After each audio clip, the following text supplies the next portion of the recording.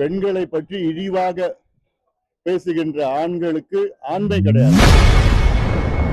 நடிகை குறித்து உதயநிதியின் பேச்சிற்கு பாமக தலைவர் அன்புமணி ராமதாஸ் பதிலடி கொடுத்துள்ளார். ஒரே எதிர்பார்ப்பு எங்களுக்கு விவசாயிகளுடைய கூட்டுறவு வங்கி கடன்களை தள்ளுபடி செய்ய வேண்டும்.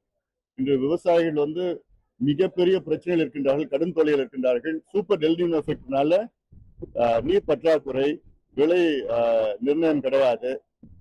ஒரு நாளைக்கு 2 விவசாயிகள் தற்கொலை செய்து கொண்டிருக்கின்ற ஒரு சூழல் இருக்கிறது. இதை போக்க வேண்டும் என்றால் விவசாயிகளுக்கு அவருடைய வாங்கிய கடன்களை, குறிப்பாக கூட்டுறவு வங்கி கடன்களை முழுமையாக தள்ளுபடி செய்ய வேண்டும். இது மிகப்பெரிய எதிர்பார்ப்பு. படிப்படியாக பூரண மது விலக்கை கொண்டு வர வேண்டும். இது போன்ற எதிர்பார்ப்புகள் எங்களிடம் இருக்கிறது. உதயநிதி அவர்கள் பேசின ஒரு வார்த்தை மிகவும் சர்ச்சையாச்சு, கைது செய்யப்பட்டார். ஆனா திமுக சைடு என்ன ஒரு குற்றச்சாட்டு வைக்கிறாங்கன்னா, இதுக்கு முன்னாடி நயினார் நாகேந்திரன் இதை விட பாருங்க, பெண்களை பற்றி இழிவாக பேசுகின்ற ஆண்களுக்கு ஆண்மை கிடையாது, தன்னம்பிக்கையும் கிடையாது. அப்படி இல்லாதவர்கள் தான் பெண்களை இழிவுபடுத்தி பேசுவார்கள். இந்த கேள்வியில எல்லாமே அடங்கிப்படும்.